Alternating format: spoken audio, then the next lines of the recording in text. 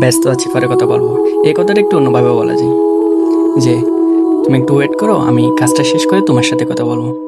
বিশ্বাস করুন যে ব্যস্ত আছি এই কথাটা প্রিয় মানুষের থেকে কেউ কখনো ডিজার্ভ করে না।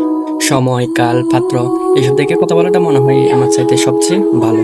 ব্যস্ত আছি, পরে কথা বলবো, এই কথাতে না আমার মানে অ্যাভয়েড করছে মনে হয়। এই যে একটু ওয়েট করো, কাজটা শেষ করে আমি তোমার সাথে কথা বলতেছি, এতে মানে কোনো অ্যাভয়েড, কোনো মানে এরকম কিছু প্রকাশ পায় না যে আমি কাউকে অবহেলা করতেছি, এটা মানে প্রকাশ পায় না। এখানে এড়িয়ে চলা, অজুহাত এসব মানে প্রকাশ পায় না। এখানে প্রকাশ পায় ভালোবাসা, শ্রদ্ধা, সম্মান, বিশ্বাস, এগুলা। তো যাই হোক, মনে রাখবেন, এট ফার্স্ট সে হচ্ছে আপনার প্রিয় মানুষ। তাকে এমন কোনো কথা বলবেন না যেখানে সে কষ্ট পাবে, যে কথা শুনে তার মনে হবে যে আপনি তাকে অবহেলা করতেছেন, এগুলো যেন মনে না হয়।